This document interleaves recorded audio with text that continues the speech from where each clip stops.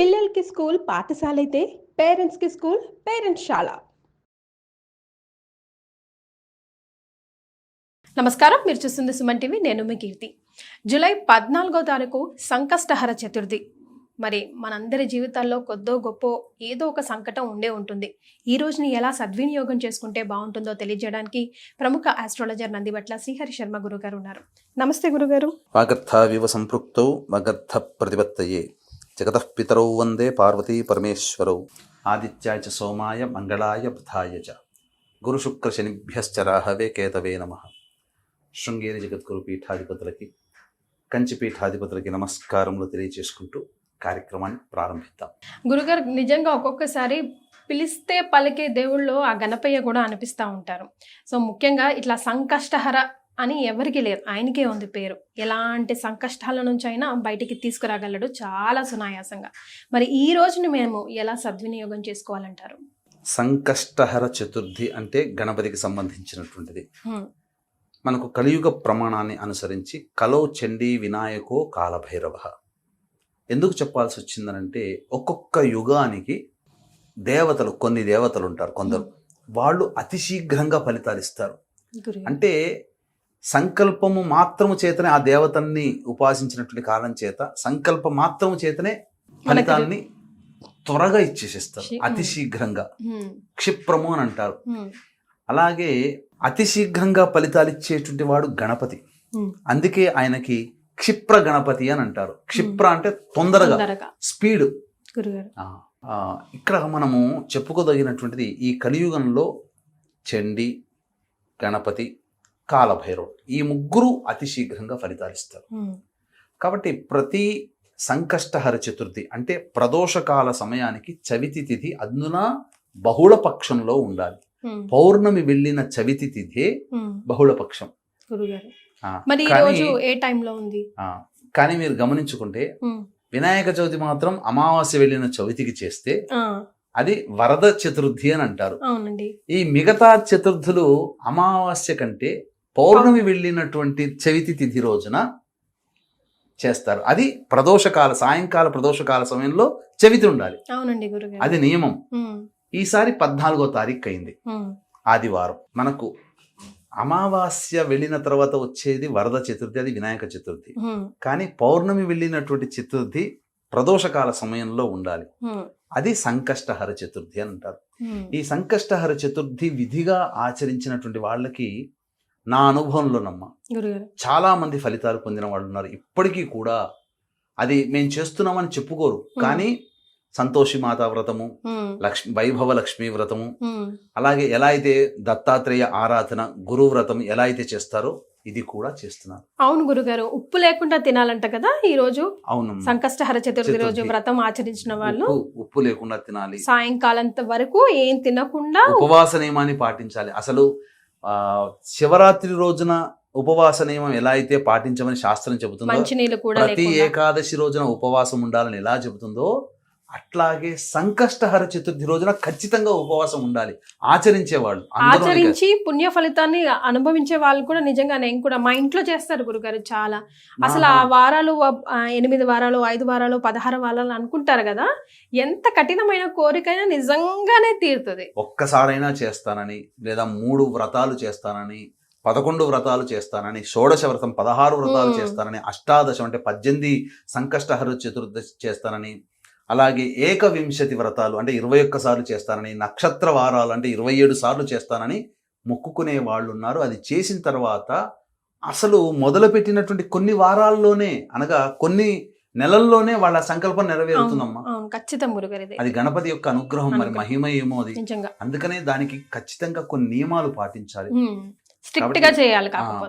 చక్కగా పొద్దున్నే లేచి కాలకృత్యాదులు తీర్చుకొని చక్కగా జిల్లేడు గణపతి కానీ, ఇత్తడి గణపతి కానీ, లేకపోతే స్ఫటిక గణపతి కానీ, లేదా పాదరసం రస గణపతి కానీ, లేదా ఇవేవీ లేవండి, మామూలు ఒక చిత్రపటానికైనా గణపతిని పెట్టుకొని, అంటే ఆ చెక్కపీట బల్లపీట మీద తెలుపు వస్త్రం కానీ, ఎర్రటి వస్త్రం కానీ, లేకపోతే ఆకుపచ్చ రంగు వస్త్రం కానీ, లేదా విస్తరాకు, తమలపాకు ఏదైనా పెట్టుకోవచ్చు.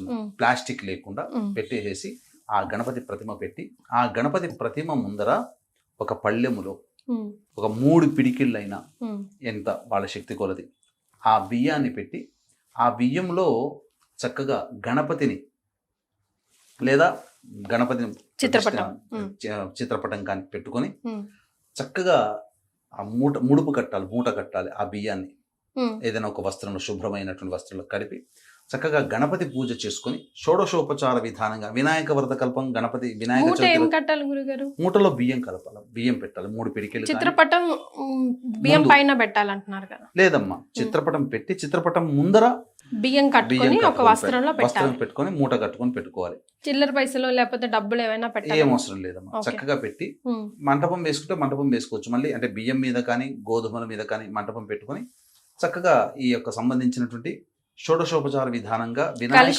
వినాయక వ్రతకల్పం ఎలా అయితే చేస్తారో ఆ వ్రతకల్పం ముందర పెట్టుకొని గణపతి ఆరాధన పూజ చేసుకోవాలి. చేసుకున్న తర్వాత ఆ రోజంతా ఉపవాస నియమాన్ని పాటించాలి. పాటించి సాయంకాలం ప్రదోషకాల సమయానికి గణపతి దేవాలయానికి చేరుకొని లేదా ఉదయం పూటనైనా కానీ గణపతి దేవాలయానికి చేరుకొని గణపతికి గరికతో అష్టోత్తర పూజ చేసి అభిషేకం అర్చన దేవాలయంలో చేయొచ్చు, ఇంట్లోనైనా చేసుకోవచ్చు. చేసి ఆ రోజంతా ఉపవాసం ఉండాలి. ఉండి గణపతి నామాన్ని స్మరించుకుంటూ ఉండాలి. సాయంకాల ప్రదోషకాల సమయంలో చక్కగా విధి విధానంగా ఈ స్వామిని మళ్ళీ అర్చించాలి.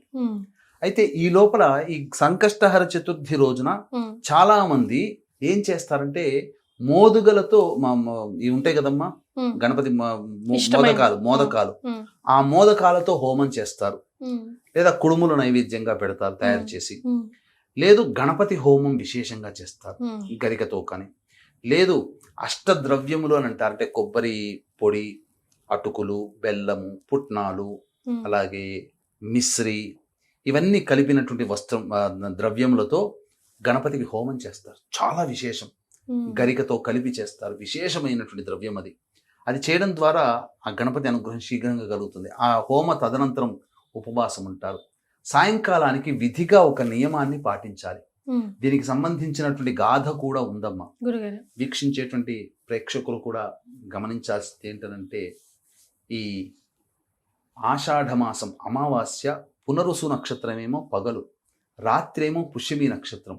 పగలు ఒక విధానమైనటువంటి యోగము, రాత్రి అద్భుతం. మళ్ళీ ఈ సంవత్సరం పుష్యమి నక్షత్రంతో కూడుకున్న అమావాస్య లేదండి. కావున అది శివాజ్ఞ మేర విశ్వేశ్వరుడు పిలిపించుకున్నాడు. కాశీ క్షేత్రంలో ఉంటున్నాం ఒక వారం 10 రోజుల పాటు. అప్పుడు ఆ సమయం అమావాస్య వచ్చింది కాబట్టి మీ కుటుంబ సభ్యుల యొక్క అనగా మామూలు సందర్భాలలో ఎక్కడ ఒక్క కాశీ క్షేత్రం తప్ప ఎక్కడ పిండ ప్రదాన కార్యక్రమం చేసినా వసురుద్ర ఆదిత్య రూపంలో పితృదేవతలకు వెళుతుంది. కానీ కాశీ క్షేత్రంలో పిండ ప్రదానం జరుగుతుందంటే సాక్షాత్తు యముడే పంపిస్తాడు పితృదేవతని, వెళ్ళి మీ వాళ్ళ కార్యక్రమాన్ని జరిపిస్తున్నారు, ఆ పుణ్యఫలం తెచ్చుకో అని చెప్పి.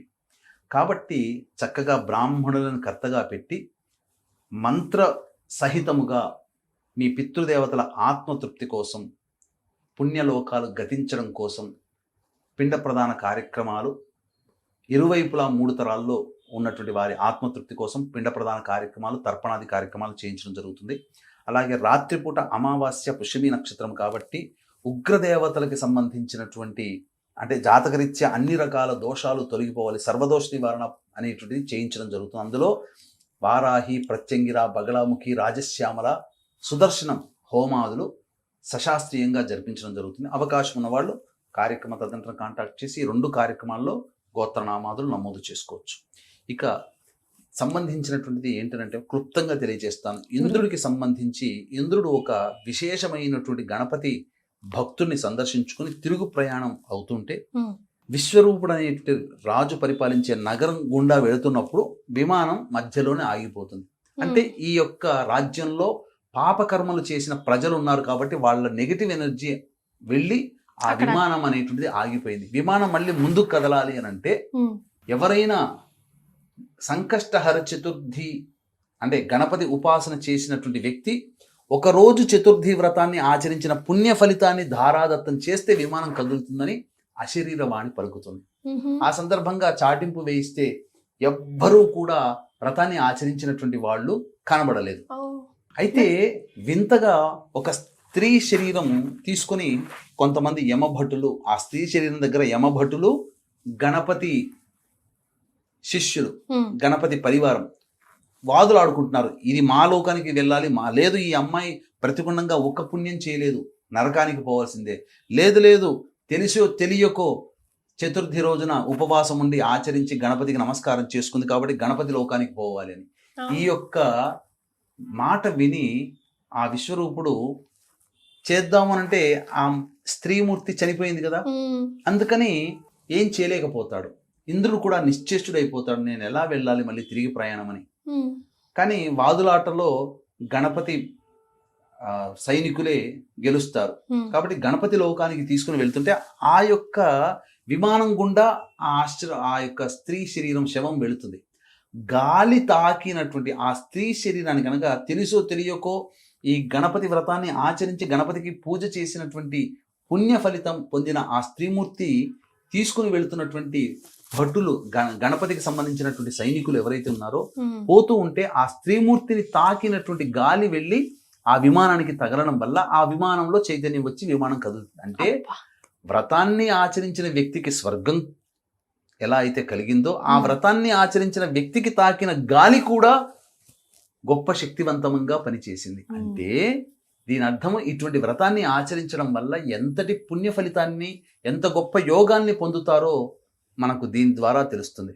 కాబట్టి చక్కగా ఈ వ్రతాన్ని ఆచరించి సాయంకాలం ప్రదోషకాల సమయంలో చక్కగా మళ్ళీ చంద్రుణ్ణి దర్శనం చేసుకుని ఇంటికి వచ్చి ఆ 3 పిడికెళ్ళు బియ్యం వేసినటువంటి ఉంది కదమ్మా, దాన్ని పాయసాన్నం, బెల్లముతో కూడుకున్నటువంటి పాయసాన్నాన్ని నైవేద్యంగా చేయాలి. చేసి ఆ స్వామికి నైవేద్యంగా పెట్టి కుటుంబ సభ్యులు భుజించినట్లయితే ఆ రోజంతా ఉపవాసం చేసిన ఫలితం దక్కుతుంది. అప్పుడు ఆ గణపతి యొక్క అనుగ్రహం కలగడం ద్వారా వాళ్ళ జీవితంలో ఎదుర్కొనే అనేక సమస్యలన్నీ కూడాను అతి త్వరగా నివారణ అవుతాయని చెప్పడంలో ఏమాత్రం సందేహం లేదు. ఇది నమ్మి చేయండి, గణపతి అనుగ్రహాన్ని పొంది తీరుతారు, అందులో సందేహము లేదని చెప్పవచ్చు. చాలా సంతోషం గురుగారు, అనేక విషయాలు తెలియజేశారు. ధన్యవాదాలు. సర్వం శ్రీ ఉమామహేశ్వర పరబ్రహ్మార్పణమస్తు.